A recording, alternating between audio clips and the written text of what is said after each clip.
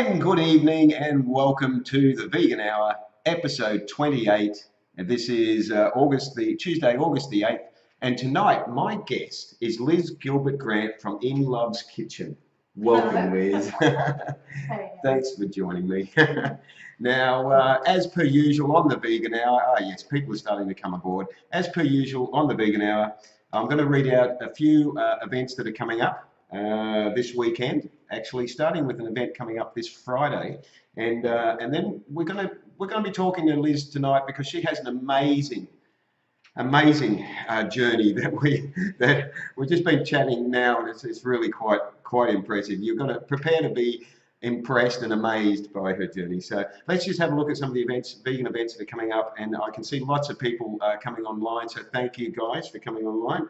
And I'm just going to get myself prepared here on the computer so I can read any comments as they come up. And all right, I see that we are live there, and let's just scroll down and we'll just leave it there. Okay, now this Friday, Farm Animal Rescue, the petition. And hi from Port Macquarie, Phoebe, thank you. Thank you for watching. The petition to the government is going to be delivered to Jackie Trad's ministerial office at 4 p.m. this Friday in Brisbane. That's for Farm Animal Rescue, where the government wants to build them $300,000 to widen the road out the front of their place. So you can actually go along in person and help deliver that petition. So that's on this Friday. Now, also on the weekend, there's a lot of stuff happening this Sunday. If you're in Brisbane, from 9 a.m, there's the Brisbane Vegan Markets, which are on every fortnight in Russell Street, West End. So get along there. It's always packed. There's lots of fantastic food. Have you been to? No, you haven't been. You've been missing out. Now, also in Brisbane at 10 a.m. is the Walk for Farm Animals through the starting at the Botanic Gardens. And that is for Farm Animal Rescue, to support Farm Animal Rescue. So get along there. The weather's meant to be fantastic, so it should be really nice day. If you're here on the Gold Coast, starting at 4 p.m. is the Love Child Vegan Night Markets. And they get pretty busy. By 6 p.m. they're packed, so you want to get in there early if you want to get the good food. And chill out a bit and listen to the DJ, and that's just relax. It's a nice relaxing Sunday afternoon.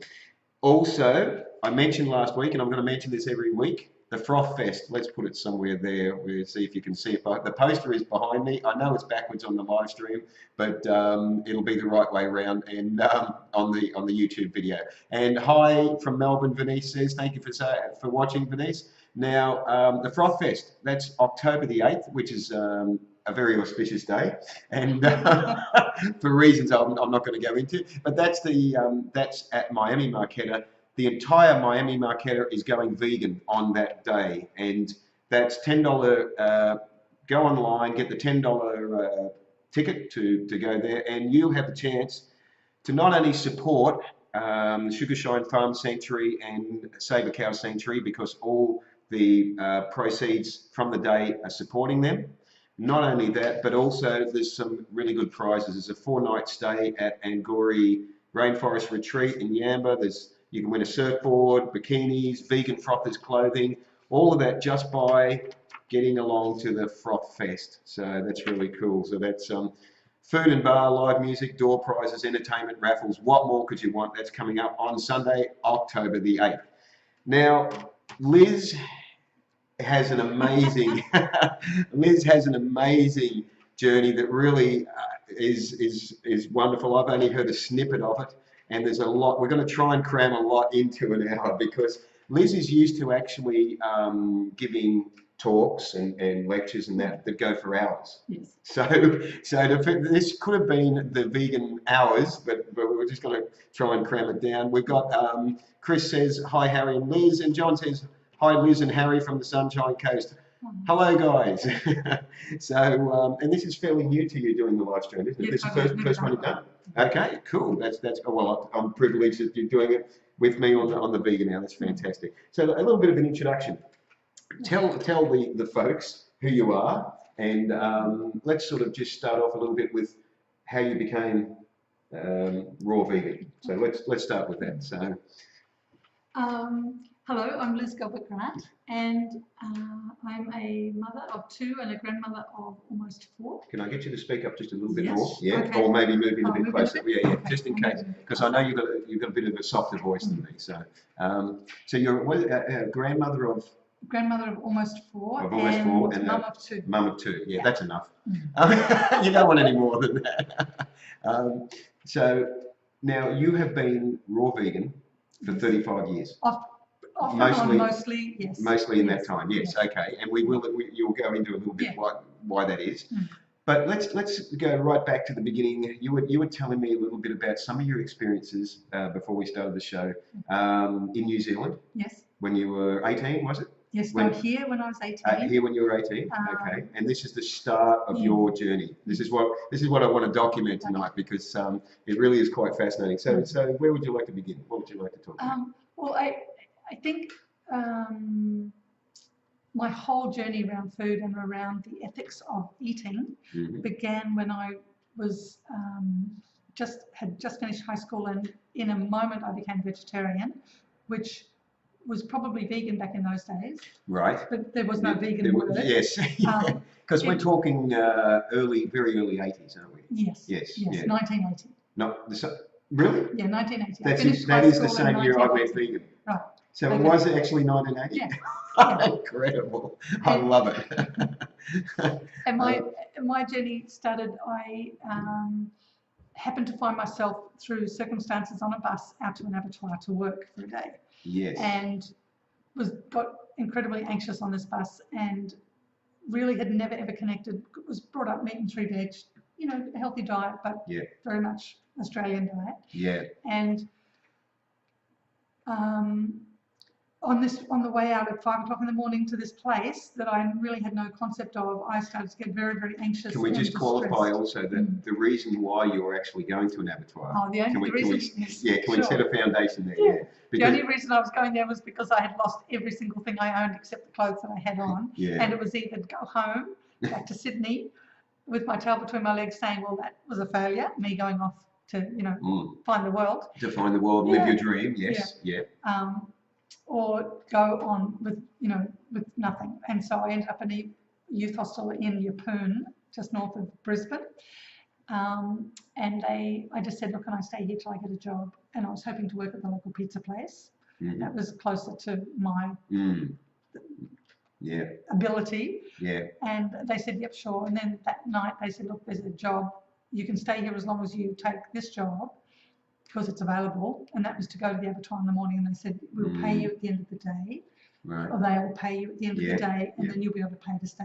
Right. So I went, okay, no problem. It was late at night, and it was 5 o'clock start, and it was, I'm here, I'm in bed, yes, okay, I'll go. Yeah. So I was up and out the door and on this bus early in the morning, and really no concept of where I was headed. Yeah. But I felt it.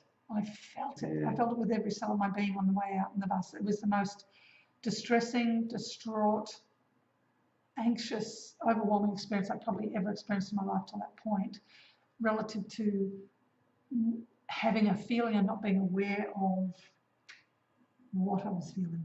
But it was so overriding that I had to get off that bus. Yeah. And so the bus driver, I had to fight with the bus driver and scream at him to let me off the bus. He wasn't going to stop, and he wasn't going to let me off. Wow. But he did. And I was standing on the side of the road, this kind of road. I think it only led to the abattoir, and it was a long road. And I was just standing there,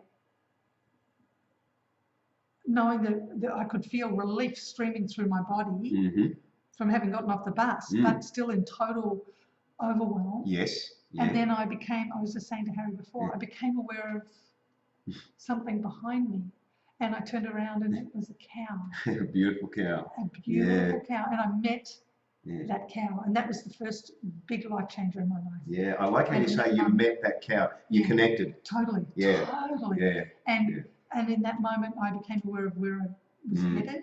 Still didn't have any reality around what happened in those places. Right. But knew I could never partake of eating a cow again. Excellent. But it wasn't even just a cow. It was just my whole life changed. Changed. Wow. So that was the start of your journey. Fantastic. Yeah. Until then, you've just been a meat and 3 veg sort of person. Yes. Okay. Yes. We will continue on with that in a second because we've got some questions that have come up there now. Annalise, thank you for watching, Annalise. She says, hi Liz, welcome. I've been curious about raw food diets. One of my favourite authors has gone raw food and vegan for health reasons. Well, can we ask who that is? You might know who that is. Well, I'll find out. So, Annalise, let us know who that is. John says he went over to the bright side in 82. That's good. I like how he calls it the bright side. That's good. We're all in the 80s with the 80s kids tonight. And it was interesting that 1980 was when you had your realisation, the same year as me, and you're also Liberal the same as me. That's a hell of a coincidence.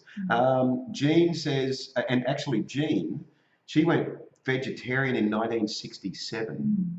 And then Jean went vegan 22 years ago. She's 82 now, I think, she went vegan at 60. Isn't that fantastic? Jean says, hi, Harry. Hi, Liz. I was raw vegan for 18 months and a cold snap put a block on it and haven't managed to get back there since. Yeah. We might actually talk about that part of it, you know, how you handle the cold with raw vegan, I think, because that's something people would like to know. Yes. But I'll just get to Annalise's comment and then we'll go there. Annalise says, I feel the same way, Liz. I was always conscious of it after witnessing the killing as a young girl. So we're talking about the connection with the animals and that. It never left me. I too connected with the cow and couldn't save her. Okay. So, and Annalise, let us know who your favourite author is that's gone raw vegan and we can expand on that. So Jean was saying that she was raw vegan for 18 months and then there was a cold snap and that sort of stopped it. So how do you handle, on a raw vegan diet, that sort of fact that you can eat warm raw. Warm raw. Warm raw, yes. Which I do when I'm teaching people. I don't eat too much of it myself because we're in a nice climate here.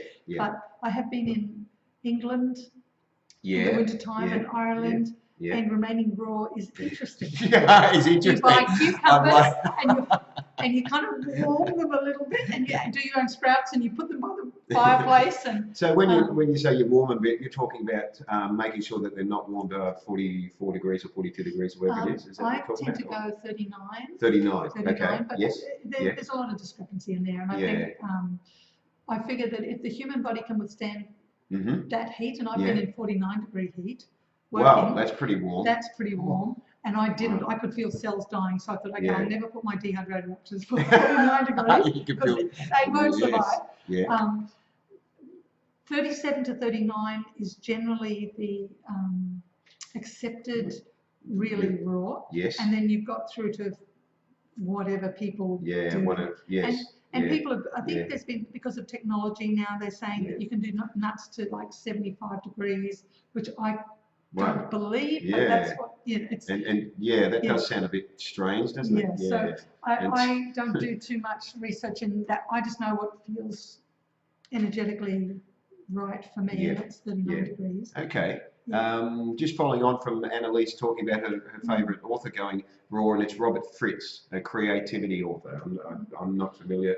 I'm not a reader. So he is brilliant, she says. Oh, wow. So her original question was, I've forgotten what her original question was in relation to it, because she was asking about the raw diet and that. So let's just go on a little bit more with your own journey, because that was a start, that was the awakening, this connection with the beautiful cow. It was like, how could I do anything to hurt you, sort of. Yeah. So where did you go from there? So that was here. So then I started working in vegetarian restaurants wherever I could. Right. Which again were very, very rare in those days. Well, Byron Bay was only east of the roundabout at that time. And there was 3 vegetarian restaurants in that, from the roundabout up to the beach. I worked in one. But what were the can I ask? Can you remember the 3? No, I don't remember the names, but I worked in one. But it didn't move me because everything was brown. It was lentil patties on brown rice with mushroom sauce, and for whatever, I don't know what was happening for me, but sorry, yes, I look. It's all right. No, it's all right. We're having a conversation here and there as well, so it's all right. some part of me was awakened to more than that. So I didn't know what it was. Yeah. But when I went to New Zealand, Yeah. I can't remember the chronological order of Yeah, exactly that's what all right. happened, but I met raw foodists. By the time I was 19, I had met the raw foodists. Wow. And Yeah. everything was colour and alive. And I was like, this is colour my and thing. alive. Yes. Yeah. Yeah. Like the citrus, this couple were so vital, so vital. And they literally would go outside, pick weeds, they'd eat citrus. Yeah. He was on a 6-week citrus fast when I met him. Wow. On cloud 9. He was totally, they'd been raw for maybe 5 or 6 years when I met them. They were a young couple, but and so they were just radiating energy. Yeah, totally. That was absolute inspiration. Yeah. And that's Krista and Clive Wheeler. If you're out there, and if you ever look at this, Krista and Clive Wheeler. Wow. I'll be forever grateful for meeting you. There's a shout out to you because when you were 19, they helped. Yeah. They helped. They took you the next step. Yes. Yes. Okay. Yeah. Excellent. And so many things with that one thing that happened with meeting the cow. The thing that I experienced was a reconnection with nature. Yes. So then my whole, whatever view, I don't even remember the view I had for my life or the vision I had for my life, but it was a total change of everything. So until that moment, I never thought I'd have a restaurant. I wasn't really interested in food. That wasn't where I thought I was headed. And yet it was immediately fully where I was headed. That was just an amazing shift, wasn't it? Yeah.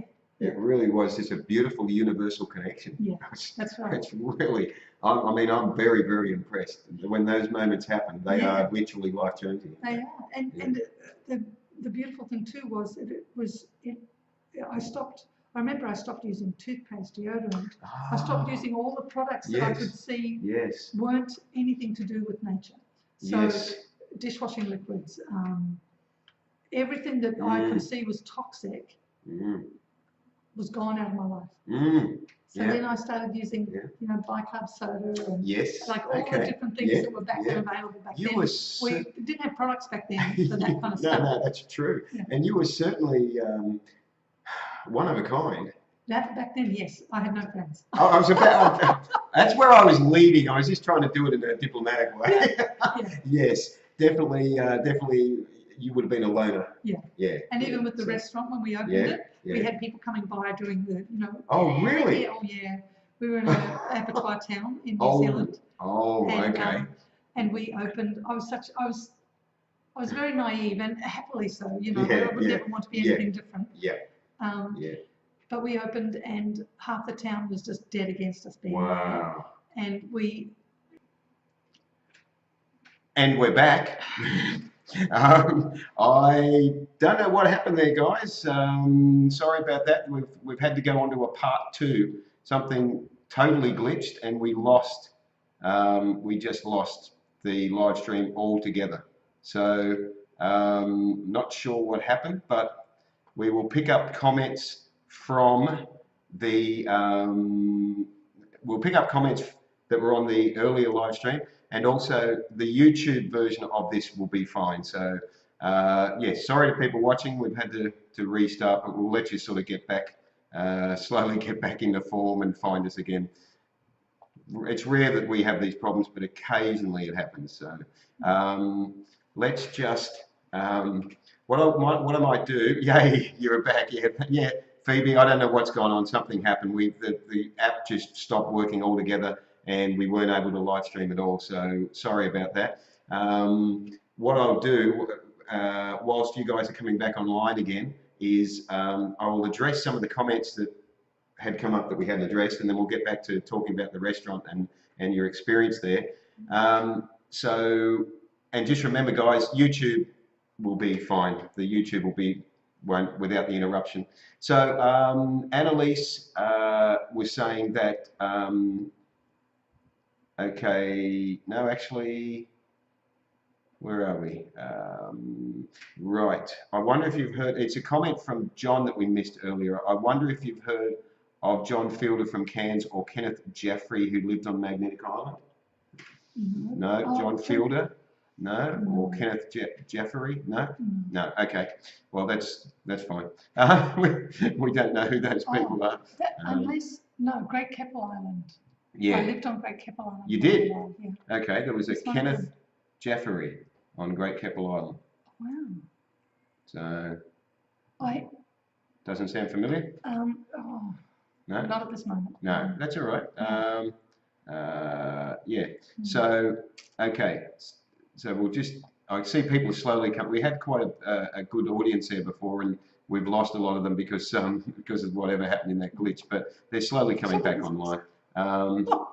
That's a good expression. That's a good expression there. Isn't it? Yeah. Okay. So once again, guys, as you're slowly coming back online, sorry about the technical. I don't know what happened. It's just one of those things. Now, Sean had made a comment on the previous. See if I can pull the comment up and see if I can read it. Sean's comment. Let's see. Here it is. When I used to work as a scientist, anything above 42 degrees Celsius begins to break interactions in many proteins and denature them. That's definitely what I found. Yeah. So if you keep around 37 to 39 degrees. And Sean says, I'm here so the party can start. That's good. Yes, that's good. I'm glad you are. I'm just trying to read the comments coming up on my page, which they're not coming up on my page down here. They're coming up there. Oh, there they are. Right. Phoebe said, right, good. Okay, we're back in action. Okay. Now, and Matt says, how are you? Matt, thank you for watching. We had a glitch and we're back on the second part of the vegan hour. I had to restart it. I don't know. It's one of those things. And Colin is watching as well. Thank you. And okay, big comment from Phoebe, and then we'll get back to your story there, Liz. Phoebe says, I tried raw and had constant stomachache. A vegan nutritionist said that some people have problems with certain raw food. Is there a way to go raw without getting a stomachache? There definitely will be. But Yeah. I think because we're dealing with hydrochloric acid in the stomach, and Yes. many people's levels are very low, Yeah. and many people have,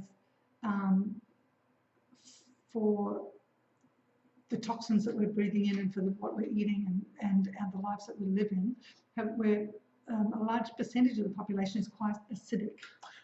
So then you're going to have difficulty digestion. Yeah. And so cooked food is more acidic in its nature, but is often seemingly easier to digest for somebody. So it's an interesting. This whole area is really interesting. We could talk actually for hours and hours on this because you've got Ayurvedic, which is a lot of cooked food. That's right. Traditionally was 95% raw. Really? Until a few hundred years ago. I didn't know that. Ayurvedic diet was mostly raw, and now because of I don't know whether it was when Western influence went in, I would say the beginning of major worldly movement, and refrigeration and stuff like that becoming needed and not available, and suddenly the cooking of the food began. Can I ask when Ayurvedic was mostly raw, what would they have in their climate and that in India and that? What would they have been eating? A lot of mangoes. Well, a lot of just basically everything that grew, which was everything.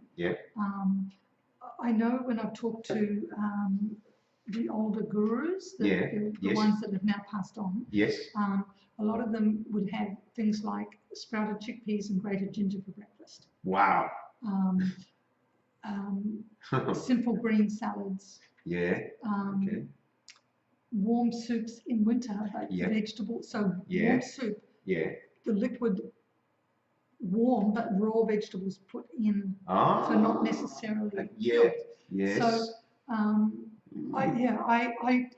my brother-in-law was Indian, and so I kind of asked him a lot of questions. I don't have enough knowledge around it, but I do know that in Chinese medicine they say, a lot of people are damp and need or dry and need cooked food or warm food. Or my experience personally is I'm always looking at it from addictions. So that's good. So like I went off raw food for the first time in a long while. In the recent months I had a health issue, and I thought, gosh, I've got to change my diet. Something's not right and it's not getting better. And Right. I wasn't being able to sort it. Yeah. And so I tried eating cooked food and I noticed immediate addiction to cooked food. Immediate. Yes. And it was like, yes. and then I had to Even kind of pull after- myself out of it. Even after decades. Years and years of eating. Even after that time. Yeah. And, Wow. and grains and carbohydrates being the main difficulty.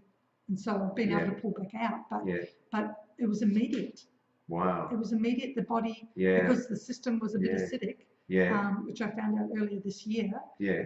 And that's part of the health issue is that even though I've been on an alkaline diet, many things occurred when I was younger I've been learning about the cellular operating. So basically, a cell takes in the toxins, cleans them out, and lets them out into the system so the body can get rid of the waste. Right. If the system, but the cell will never compromise the system. So if the system is too acidic, it will hold on to whatever it's holding on to. I see. So it won't let go. So then you can have an acidic system not becoming alkaline because of, it can be trauma, it can be stresses, it can be actual physical toxins. So I started taking a pharmaceutical grade bicarb soda a few months ago. Yeah. And the first thing that happened was after maybe 3 weeks, in the middle of the night, coughed up this black thing out of my lungs, which was heavy metals. Whoa. And I had a lot of mercury and lead in my system, and the bicarb was able to just throw it out.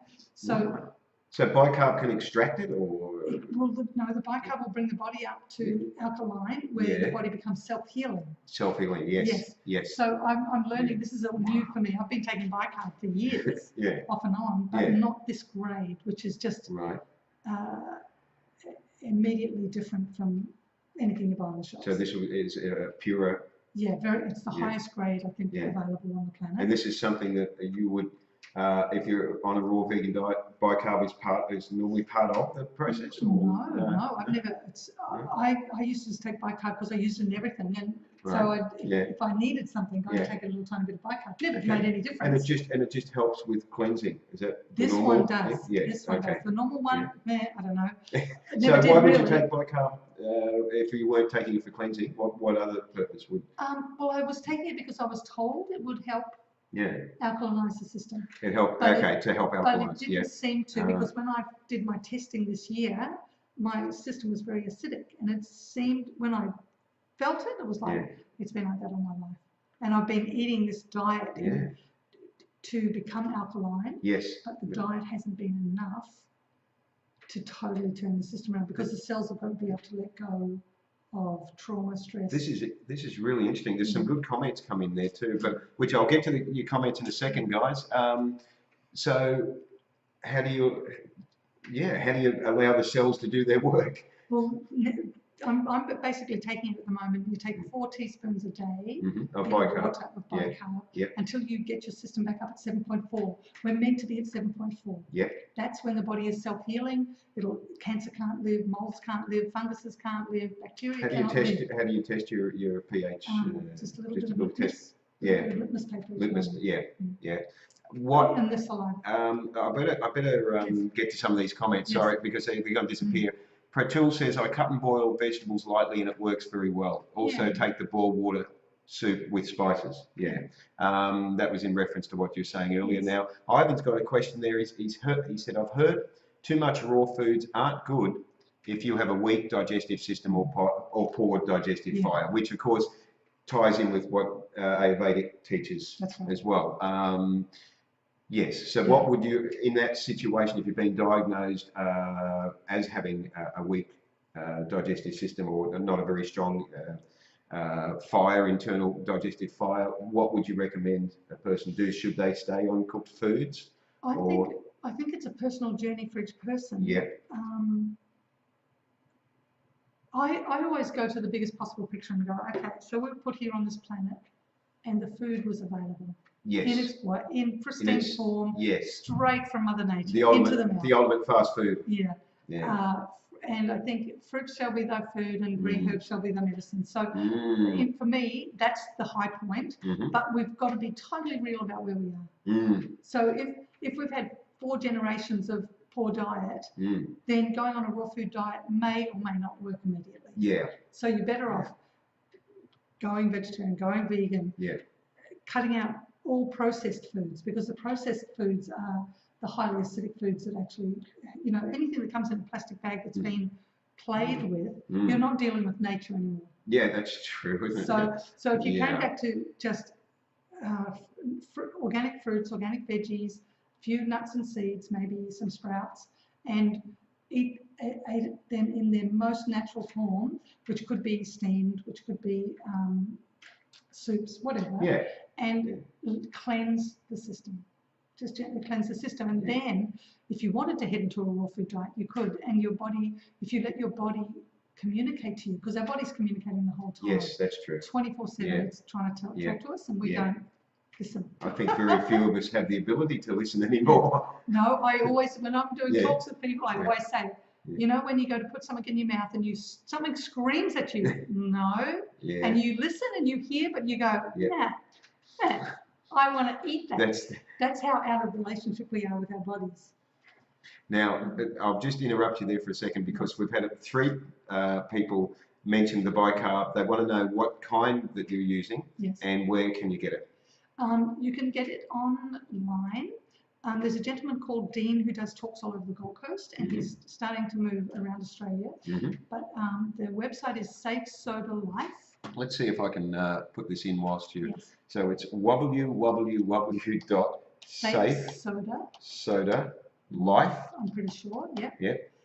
Just .com or .com.au. I'll just put that in to see what we come up with. No, that didn't work. Okay, so we'll get rid of that one. That didn't work. Maybe somebody watching this can find it. Yes, it's got a Facebook page, Safe Soda. Safe Soda Works or Safe Soda. It'll either be Safe Soda, Safe Soda There you go. Works, Safe Soda Works or Safe Soda Life. See if you can find that and put a link there. Somebody that's that can concentrate on it more than I can at the moment. So it's okay. So what I just want to go back. I want to go back a little bit to your experience in the early days. Ivan's going to have a look now. Good. Thank you very much. Is it aluminium-free bicarb? Totally. Yeah. Purest you can find. So your experience in the early days, I mean, it was personally, did you find it? I mean, it was liberating. This connection. How challenging was it? Like challenging because people don't understand you and you feel alienated, that sort of thing.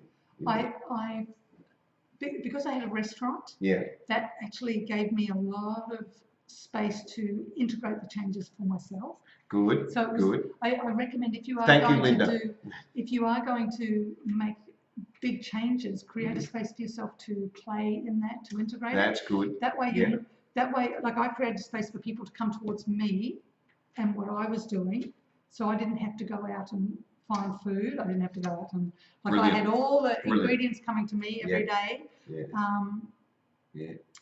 And I got to talk about it all day. Yes. And so that was integrate. And that was the start of you like teaching, wasn't it? Because you were doing that in the restaurant and you were educating people and that. So was a lot of people sort of being interested at that time, and you were converting people, you were waking them up? Right.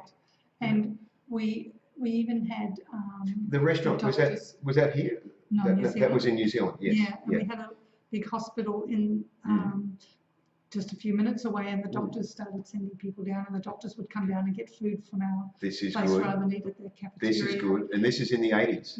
That's good. That's. And we had no menu because I just would get up in the morning and create food.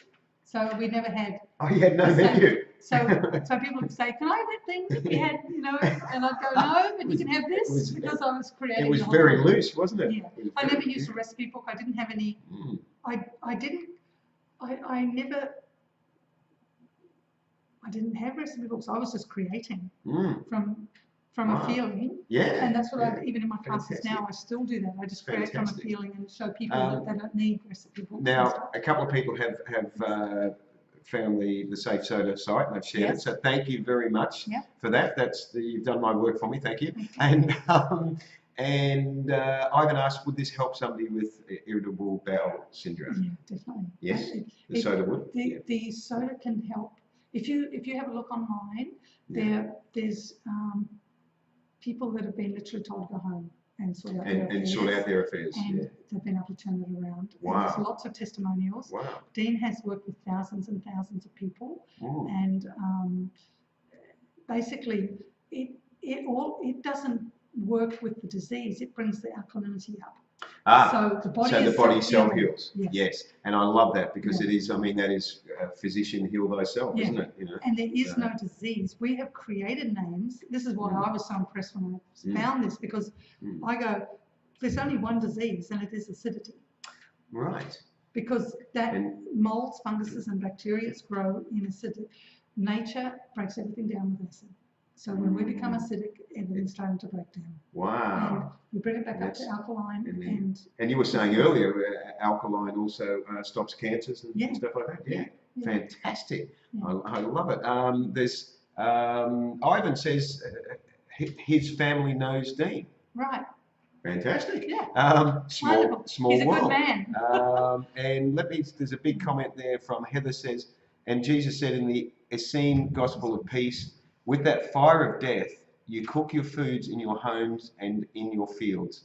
I tell you truly, it is the same fire which destroys your foods and your bodies, even as the fire of malice, which ravages your thoughts, ravages your spirits. Wow, that's a pretty good quote. Very definitely ties in. Yeah, wow, that's. Thank you for that, Heather. Very interesting. Okay, so you do have a lot of history going from that point, but I want to come up to because I'm aware of time. I want to come up to present time with where you're at. I mean, you now have on what's called Project Sunny. Yeah. Tell us a bit about what Project Sunny is. Project Sunny is a little creation. I bought a food trailer, so my son has come in to live with me, and we were separated for many years, and so it's been really lovely to have him come back. And I've been doing a lot of catering. I do a lot of raw and vegan catering, and so I've asked him to come in and work with me. And then, a lovely gentleman he is too. Yeah, he's a good guy. And so I bought a food trailer. I've been wanting to have a food trailer for years because I've always had this vision of going down the streets of my community, opening the trailer. 4:30 in the afternoon, inviting people out onto the street to show them how to eat well. So they can either, like having lots of organic veggies in the trailer, people being able to buy the veggies, go home and make a dish that they've just seen me make, or go home and use their own ingredients, or being able to buy what I'm making and take it in and feed their families, but where they have an experience and they don't have to leave home, basically. So that was the purpose of the food trailer, to get right into the heart of the community. We haven't got the licenses yet, so we're not doing that as yet. It's also opened up a channel for my son and I to work together every Sunday morning, which is really lovely. Which is awesome. And also I'm going to be doing talks all around Australia with a gentleman called Cliff Moore. Cliff Moore, who is the nephew of Weston Price. Oh, right. And that man is a vegetarian, but he totally understood diet. So he was the one who did all the, he chronicled, or chronologized, whatever the word is, I'm sorry. Yes, I'm not even sure how to pronounce it.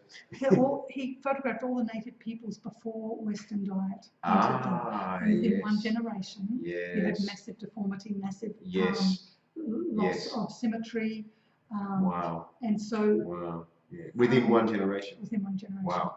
And so Cliff is his nephew. Cliff's 90-something years old, and he brought the first health food shops to Australia, and also the first water purifiers. I'm saying and the first health food conscious dating. Oh, really? Dating agency. Really? Yeah. What was it? What was the first? Do you know what it was called? I don't know what it was called, but he started it up many years ago. So I had a bit his time. Yeah. So he's been in the health industry for well over 50 years, and so he and I met a couple of years ago, and we've been putting this whole thing together where we're going to do talks all the way around Australia on health. So he basically teaches people how to make coleslaws, like using cabbage, because cabbage Yes. is a great cleanser of the whole gut area and also heals the system. And so he has like 500 different coleslaw recipes. And he says to people, if you want to change your health, you just eat coleslaw each day. Wow. A little bit with every meal. Does it also help with the pH? Does it bring it up, do you know, or is that? I would think so, but I don't know for sure. Right, yeah. And then I'll be doing my talks. Yeah. And then we've also got a gentleman called Tony. I don't know Tony's last name. Sorry, Tony. Not with the start with the H. Is it that, Tony? No. No. Okay. No. And he has written books on water and also calcium and the lies that we're being told about these things. Interesting. So he's a highly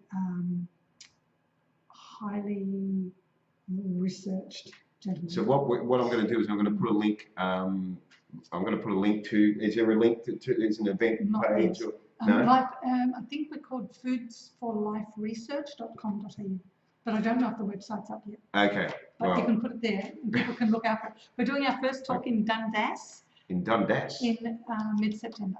So that Foods for Life Research. For Life Research.com.au. Let's see if the website exists. Yeah, possibly. Let's see. Let's click on it and see what we've got. See what it brings up. And now, no, I can't reach that page. No, it might be something else. We're all old and not very computer literate. Harry's up to it. I'm not computer literate, and Derek Cliff is not either. Okay, I'm going to delete that link, but I want to. Karen Collins said, "Hi Liz, good to see you sharing your love again." Karen. And Karen's been on the show actually last year. She's beautiful. She is. Christine says, "Wow!" In relation to what you were talking about earlier, I can't remember which part it was. Dana says, "What a great idea!" And Ivan says, "Vegan trailers are so awesome. They had a couple at the Melbourne Easter show when I worked there." So we did sort of go a little bit off because we started talking about Project Sunny, and then we sort of went on to talking about your lecturing that you're going to be coming up. So let's just go back to Project Sunny. So Project Sunny is the vegan van. Yes. It's every Sunday. Sunday mornings on the corner of Currumbin Creek Road and Tallabudgera Connection Road in Currumbin Valley. And then as soon as we get our full licenses, we'll be wanting to start doing either the events on the Gold Coast or anywhere where we can get in. Yes, that health conscious people will be. Excellent, that's fantastic.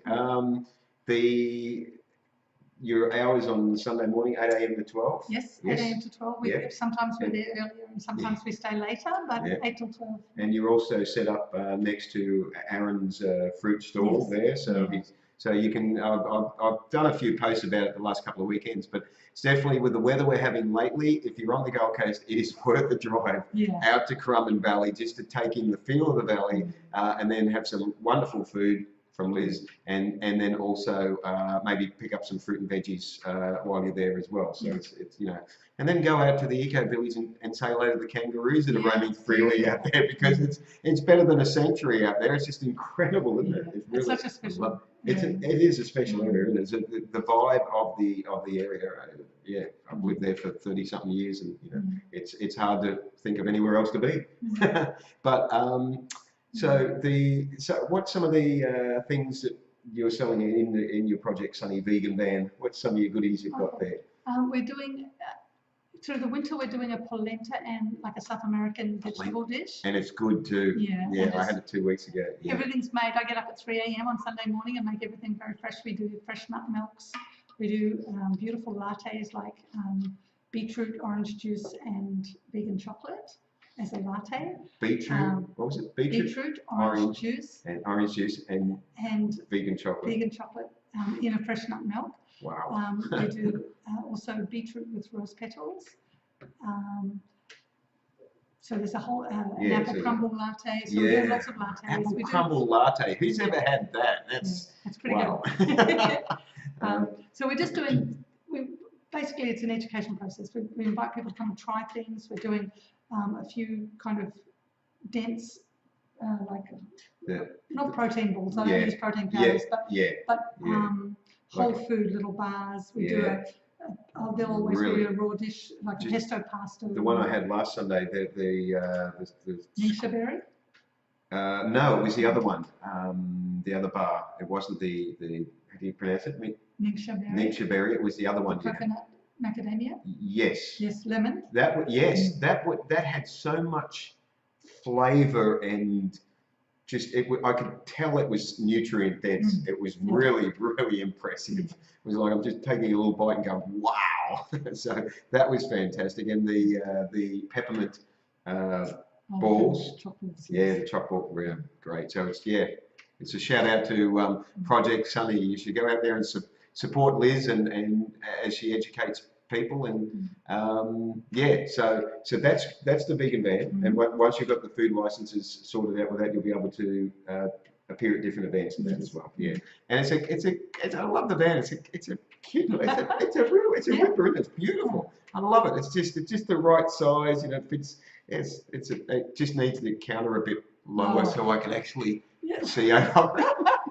I feel like a kid at the counter of a store. When you're really small. Well, I still am, but when you can't see over it. Now, Donna says, "Are you able to put the address up, please?" And sorry if you have already. My phone cut out for a bit there. Yeah. There's hang on. Let's just put it down. Project Sunny. Where'd you come up with the name? Is it because it's on a Sunday or is it? No, just we wanted it to be something really simple. Yes. Yeah, I like to move away from branding and trends and that kind of stuff. So which is hard to do in today's world, isn't it? Well, we don't do any advertising. The way we work is very much word of mouth, and I've always worked word of mouth. I've actually never really advertised anything that I've been doing. And that's pretty impressive, considering that you have quite a following. So you've done well.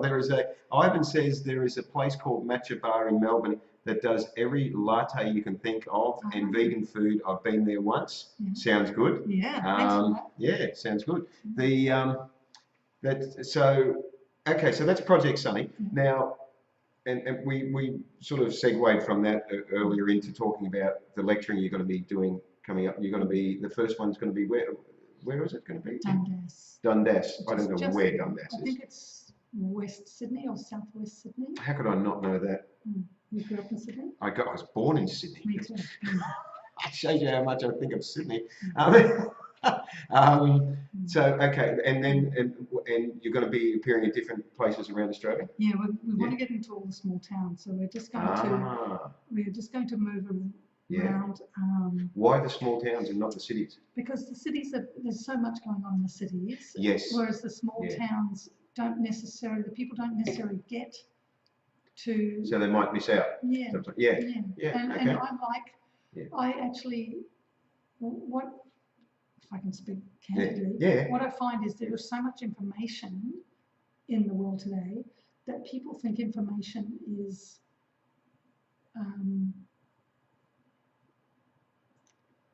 valid. Yeah. And I'm not interested in fighting with information. So people are full of information, and people who've got a lot of information and data tend to like to debate and tend to like to do this thing that I'm not at all connected to whatsoever. Right. I have a particular bent in the way I present, which is I'm not interested in debating about anything or arguing or debating a point. I'm actually interested in people having an experience that moves them. And data never moves people, but something that we as humans can give to each other does move us. Yes, that heart connection. Yeah. And this is, we talked about this a little bit before the show. That is the way that you teach, isn't it? That you reach through to the person in such a way that they just feel connected in the way that you felt connected to the cow. Yeah. So if we go bigger, my experience is if whenever we want to make change, if we go to the biggest possible picture that we can, then any change less than that is easy. That's good. So, because most people are in a battle, trying to exact their lives within their lives, rather than actually being able to. So, I remember another major turning point for me was coming across Buckminster Fuller. Oh, yes. I was given his book Critical Path when I was about I've 20. I know of him, but I haven't read it. Right. Yeah. Well, most people say intellectual. I Yeah. can't read it. Yeah. And I opened it, and it was like poetry to my soul. And so one of the things he said that happened for him when at the age of about 30, he was going to commit suicide because he had totally trashed his family's fortune. Oh. His wife, Wow. his daughter had died in his arms. He'd not looked after the people in his life. Yes. And he was going to kill himself. And he had this experience on the edge of the Hudson River, which was a voice spoke to him and said, "You don't belong to you, you belong to the universe. You don't have the right to take your own life. You belong to the universe, and your purpose may forever remain unknown to you. But if you put your attention on doing the greatest good for the greatest amount of people, you can rest in the fact of being on purpose." So that what's the word? Anchored something in me around how to live my life, which is if you always operate for the greatest good. I think I want to read the book now. I think that's amazing. Well, that's just in the preface. Really? The preface. I read the preface for about 10 weeks. All I did was read the preface every day because it talks about truth. And just absorb that. Truth. Yeah. That's impressive. Yeah. That's really, and I can understand also, because we're both Liberals, I can understand why it resonated so strongly with you, because there's a certain way the Liberal mind works. Yes, that's right. It'd be very hard to explain to a non-Liberal how the Liberal mind works. Ivan, who's watching, is a Liberal. He would get it. He would understand. It would just click in such a way you would just go, yep, that's right. That's what happened. I read this preface and it was like my whole life went. There you go. Linda's just shared Critical Path. That's the one. Yeah. Fantastic. You know, it's interesting because everyone else would look at it. Well, everyone looks at things in different ways, but other people wouldn't get the logic. See, we would, as Liberals, we would look at other stuff and it wouldn't make sense to us, or we'd be. I shouldn't use the word confused, but we'd have difficulty making a decision one way or the other, because that's a real big challenge, right? But when the thing connects, that's it. There's no, and see, that's what happened with you and the cow. There's nothing else. It's like, this is right. Yeah. This is right. That's what happened with me when I read The Mucusless Diet by Professor Arnold Ehret in 1980, in the same year that you had your awakening. It was like, bam. Makes sense. It just makes sense. This just transcends every other knowledge I've come across, you know, bang, that's it, you know. So, we've gone into a debate about how it is to be, not a debate, a discussion on how it is to be Liberal. And yes, Ivan says Libra here too. Yes, so this is the Libra hour, not the vegan hour.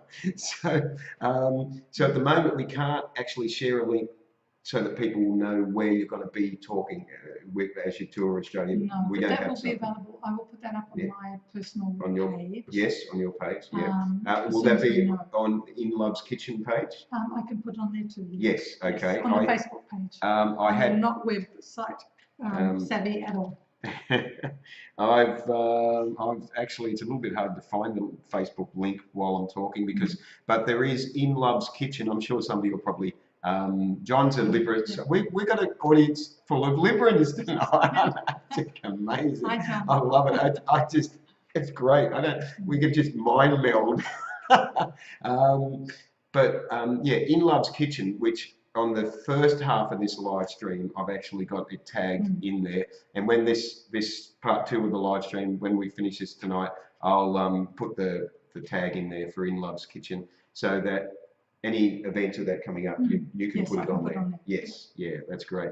So and please tell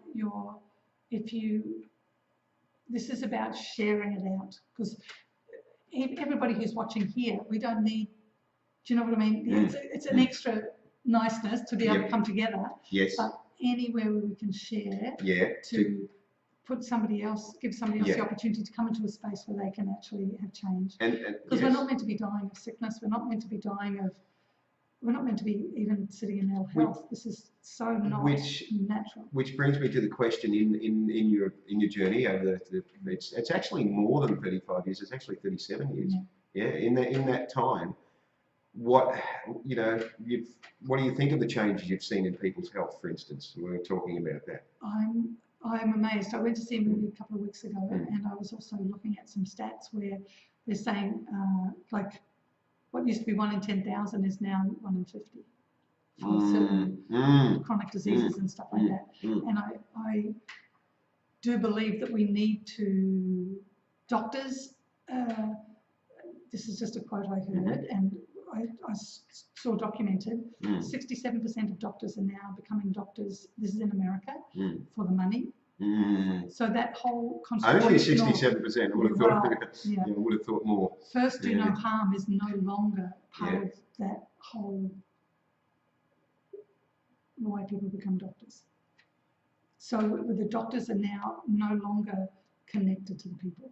Yeah. And they actually get struck off if they spend too much time with the people. Yes, I have heard that. So we've got to, for our own benefit, we need to take health back into our own hands, back as a family, back as a community, and let the doctors put stitches in, or fix bones, or do the things that doctors were meant to do, but not feed the pharmaceutical companies. No pharmaceutical drug has ever cured anything. It's just what masks the symptoms. Suppressed. Suppressed. And masks symptoms. And our bodies are amazing creations. They are, like, not only are they miraculous. amazing, but does it really surprise you when you look at how poorly the majority of people treat their bodies, that their bodies last as long as they do? When you see, some pretty. I mean, that's why I asked earlier about, what do you think of the way people's health has gone? Because, we have such high rates of obesity in that now. And you look at the terrible way that people are treating themselves with the fuel that they're putting into their body. And it's like, how did their body even last that long? I've worked a lot with people with like thyroid, obesity, and it's amazing. I had no real compassion until I started working in that area. Right. Because I had an experience about 10 years ago, this is just a little bit of an aside, but it changed my life too. I was sitting up in a park in the Sunshine Coast, and there was a car parked maybe 100 metres away. From that 100 metres, the music that was blaring out was hitting me in the solar plexus to the point where it was hurting me. Wow. There were 7 people in that car. Mum and Dad were in the front. The windows were wound up. Mum and Dad were smoking. There were 5 little kids in the back. Wow. This music was pumping out. It was the most horrendous music. It was pumping out, and I became aware in a moment that those children had never ever experienced any tenderness. What? Oh, yes. So when you see that, and then you go, the diet would be no different from that whole experience that was going on right then. And then the patterns are so ingrained, the mind is so entrained that people with a little bit of love and care we can change things easily. But at that moment, a whole lot of judgments that I didn't know I had in place dropped away. Right. Do you know what I mean? Like, because we hold this whole thing together by judgments. But you don't walk around looking for your judgments. But then when you become aware that your heart hasn't been open, you realise, there's been judgments in that place. And in that moment, I thought those children and those parents, because those parents were, they're like part of their parenting. That's right. Yeah. And these children did not stand a chance if there was nothing more given. And so at that point I went, okay, I'm opening my doors to anybody. Like, anywhere where I can connect, I'll do my best to, because that one person can change. You were very fortunate to have such a strong heart connection, because you pick up on these things, you resonate with it, which is absolutely fantastic. And I think because you started at such a young age, that you've got that advantage of not being so conditioned. So, and it's just, we could talk we could discuss this for hours. Before the show started, we actually Liz said she's used to talking for 3.5 hours or something. I can do some lectures. And I can see why, because we've only just scraped a little part of the surface. So, and I still want to ask you more, but it's obvious that, you understand that you come from the heart and you resonate, you connect with people that way. That's your style of teaching, and then you integrate the raw cooking into it. Yeah, I can tell you, this is another thing. Yeah. This is for any women who have men at home that they'd love to have the men eating a more whole yes, diet. okay, yes. One of the things I've learned, I just need this one tip too. Yeah. So whenever we push against something, we'll meet with resistance. That's right. So what I offer or invite women to do is create beautiful food for yourself. If your kids don't want it and your husbands don't want it, don't create it for them. Create it for yourself. Make it look exquisite. Sit down at the table with them, and then don't say a word until somebody says, "Can I have some?" Which might take a day, a week, a month. Don't worry about it. Give yourself what you want, and that first time that they ask, you say no. Oh. You say, "If you want some of this, you'll need to ask before the next meal, and I will definitely make you some," because then they have reached. The only time we change is when we reach out, when we externalize our energy and we appreciate something. When there's no appreciation, if somebody's trying to offer you something and you're not appreciating their effort, their time, their energy, you can just bar it. And so I've seen many men change very, very quickly with this way, because everybody loves beautiful food. The eyes with cooked food, we tend to eat with our noses first, which is connected to the memory and emotions. Okay. Raw food, this is my own, this is just my own experience. Yes. And watching over many, many years. Raw food we eat with our eyes first. We begin to salivate. The digestion starts opening, and it's all forward. It's all forward creating. Wow. And so when you make it, even if it's just, like I say to people, if you're going to eat an apple, slice it and put it on the plate beautifully. Give yourself the gift of that. And then everybody else, a child will eat an apple if it's sliced 100 times more likely than if you give them a whole apple, if they're not into fruit. So it's very simple to change somebody's eating habits just by presentation and a little bit of care. And then not forcing it on them, just enjoying it yourself. And then the attraction starts. It's an absolutely brilliant technique. That absolutely brilliant. And it ties in with the question, the final question I'm going to take for tonight from Ivan, that said, what do you think about diet in relation to emotions, thoughts and behaviour? Well, you just mentioned the emotional side of it. But yes, what do you think about, what's your thoughts on that question? What do you think about diet in relation to emotions, thoughts and behaviour? I think they're totally tied in. I think like while we're eating a lot of meat, we have if we're not, well, I can't say just meat, but meat in the way that's being slaughtered right now, we are taking on everything that's involved in there, and it's horrendous what goes on in that. It's just absolutely heartbreaking. So if we're partaking in that without wanting to be aware of the process, we just take it on board, and that affects our thoughts, our behaviours, our emotions. It affects everything, actually. So the more we can find what we want to align with, and then allow everything in our life to align with that, the more integral we'll be, the more ethical we'll be. Yes. We don't have to work at these things when we start making the decisions that line up with our own spirit. Because I've never been able to say people should be something, because everybody's in a different place, everybody's in a different place of awareness. But if you are in integrity with where you are, you will move forward, and you'll become more whole, you'll become more sound of mind and body, you'll become more of an inspiration to other people, because we should all be that in our own unique way. So. Spoken like only a Libran could.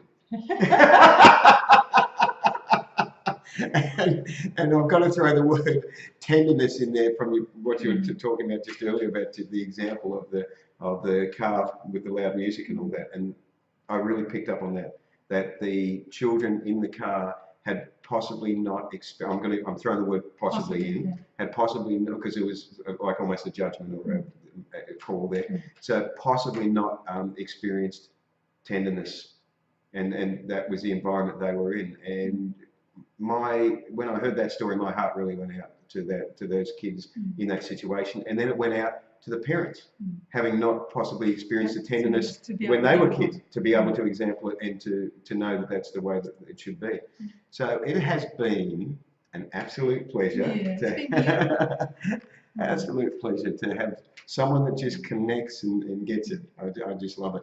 And I want to say, guys, yeah, the Vegan Hour is in 2 parts on the live stream, but the YouTube version, which will be up in a couple of days, of course, will be connected. More connected than, than I am. So, and also, Liz, thank you for sharing Liz's page, Sean and Linda, who shared it earlier. That will keep you updated with where Liz will be appearing when she goes around Australia. And definitely, from what the small snippet we've seen tonight, I highly recommend that you, if you have the opportunity, to go along and just pick up on Liz's energy and what she's, you know, what she's presenting there, because it's definitely going to help all of us. So, so I just want to say, next week for episode 29, we have vegan fitness model Chrissy Carvello. She's back. She was on last year, I think it was the last time. It's been a while. Chrissy has done the Ninja Warrior show, which you may have seen on television. As the only vegan, she was only vegan on the show. She's going to be talking about that. She's going to be talking about projects that are coming up. And so, yes, pretty excited to have Chrissy back on again. So that'll be next week for episode 29. So this has been the Vegan Hour. Thank you very much for watching and commenting and for sharing. And remember, in the next week, to live vegan and save lives. And thank you very much, Liz, again for joining us. And thanks for listening in. It's been beautiful. Yeah. Thanks, guys. Have a great week and good night.